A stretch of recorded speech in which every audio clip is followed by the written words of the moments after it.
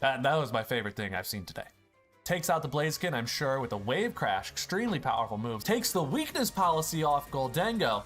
Rips a giant Shadow Ball. You will watch this video until completion and hit the like button while you're here. These are just like what Draft League teams look like. Like if you were to show me one of these teams and ask me, hey, what format is this for? I'm gonna tell you, that's a Draft League team right there. That is a Draft League team. It's not perfect, but it's dang good. That's what these are. Snowy Kurama, I like this guy. I'm always excited to watch their matches. Poison Jab early takes out the Whimsicott. Poison Jab actually looks great in this matchup. Out comes the Gholdengo, who can eat up that Poison Jab for days. Drops the Make It Rain, does nothing to the Excadrill, who can threaten out with the Earthquake now. In comes Noivern, frisks the Assault Vest Excadrill. Extremely interesting. Not sure what hits he's trying to take. I guess that helped him take that Make It Rain so nicely. Rips a Hurricane.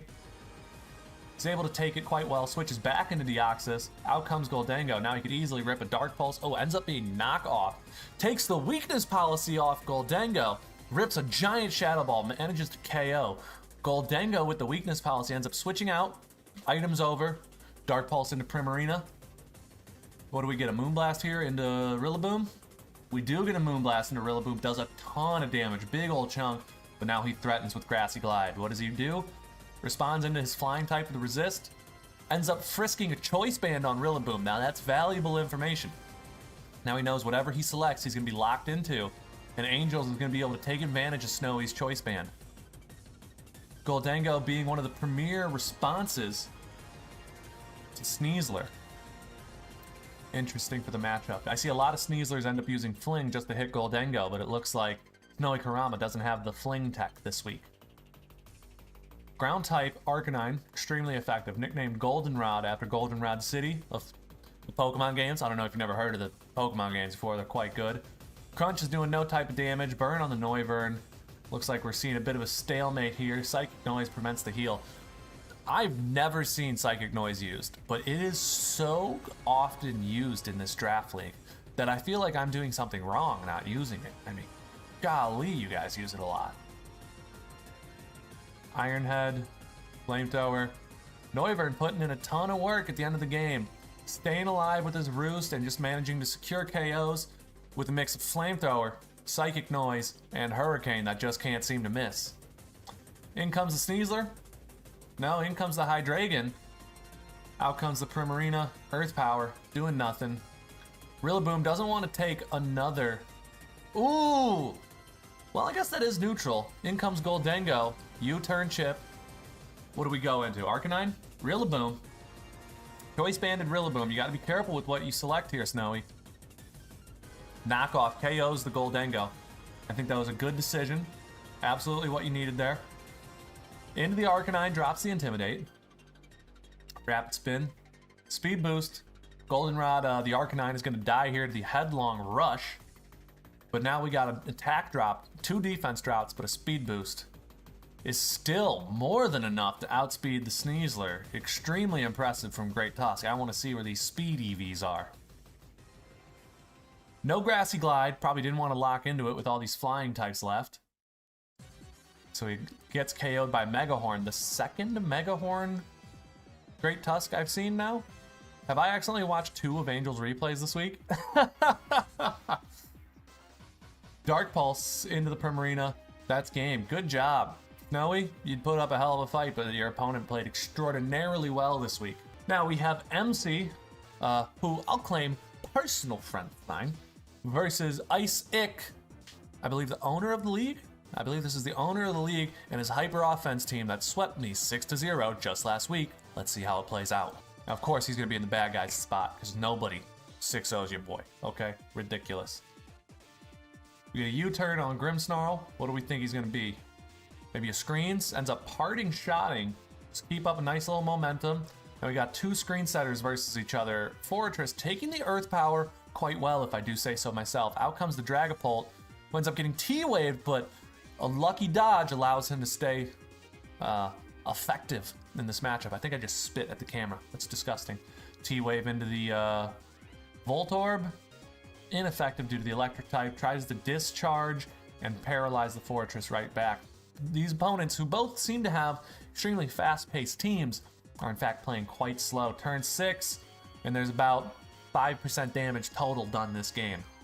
Thunderwave hits the Stamina Archeralodon for a successful paralysis, whereas his defense gets boosted quite nicely. And he gets sniped with an Earth Power from the Glimora. Fully KOing Archeralodon, that should be a statement to you all of just how tanky that Fortress was, who ate the Earth Power quite nicely today. Surging Strikes into the resist. You absolutely had to bring your fastest electric type in the game behind Regieleki to this matchup, or you're a dang fool if you ask me. Into Fortress. It's running max Fizz Def on the Electrode. And I believe he's running Active Pads? Interesting. Just based off the chitter chatter in the chat, these guys are way smart being able to figure this stuff out on the fly like that. What do we got here? T-Wave, just a lot of paralysis getting spammed this match. And a lot of electric types. Thunderwave and Volt Switch from him. Is it Discharge and Volt Switch from him? Thunderwave, Discharge. Any more electric type attacks I should know? But these extremely threatening sweepers on Ice's team are staying alive. They're kind of just playing a slow game between their tankier Pokemon.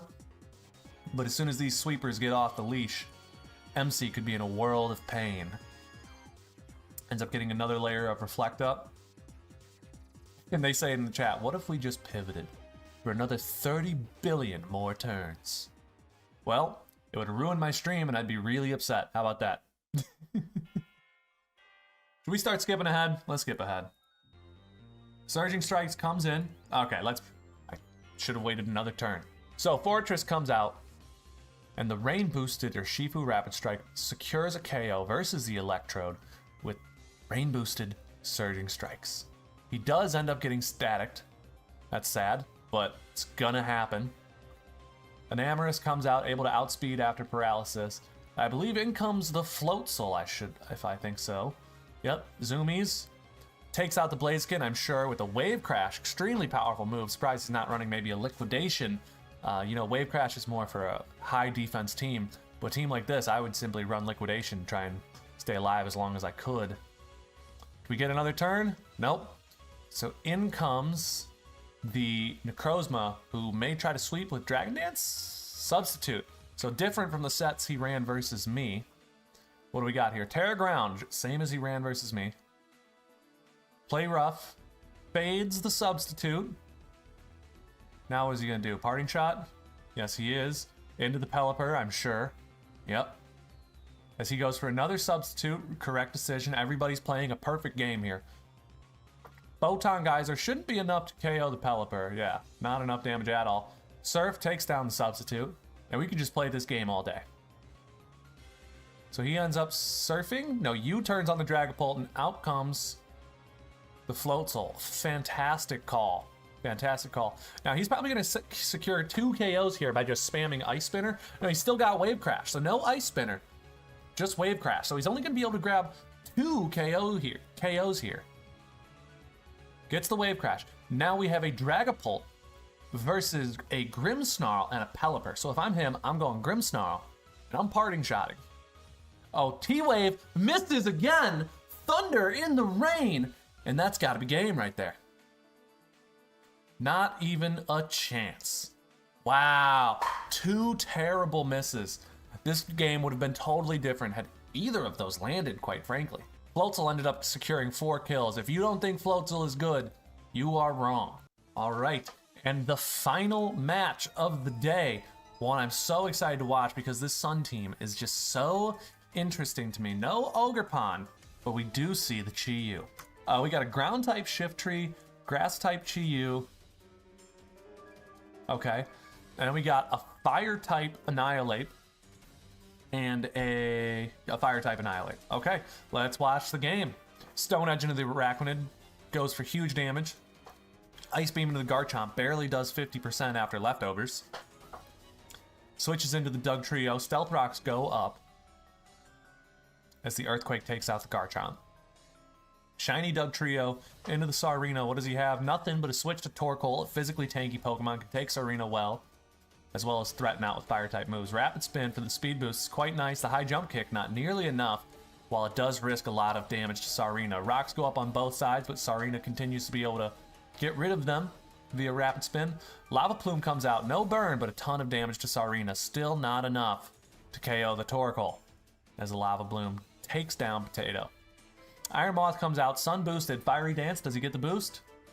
No boost for the Iron Moth, so Shiftry should be able to come in and secure KO with the Terra Ground Terra Blast. Incredibly intelligent. You know, that's a situation where you got to be watching.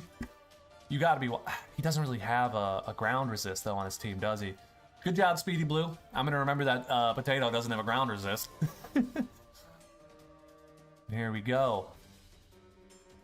Solar Beam into the Sylveon, doing very little damage. Solar Beam again. It looks like we're just trying to get as much chip as we can on his last tanky Pokemon. Because once he's done here, goes into Pheasantipity, the poison type. Not sure why he didn't go into this sooner. Alluring Voice doing no type of damage. Beat Up. Why Beat Up? Does he want to trigger Rage Fist on the Annihilate? I mean, a move that attacks 6 times versus an opponent who gets boosted every time he takes damage.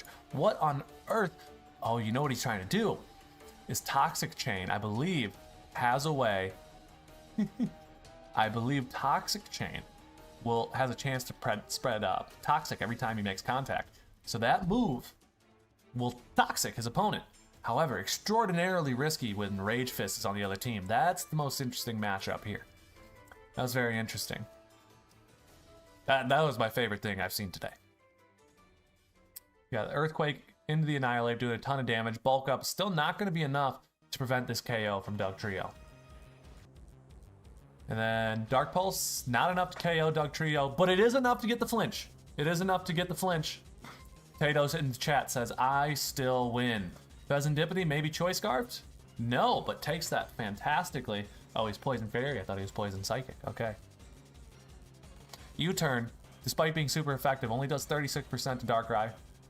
Dark Pulse, Flamethrower, KO. Chi-Yu proving once again to be the superior special Dark type. Thank you very much, ladies and gentlemen, for coming to the stream. Make sure to like and subscribe. Bye, bye, bye, bye, bye, bye.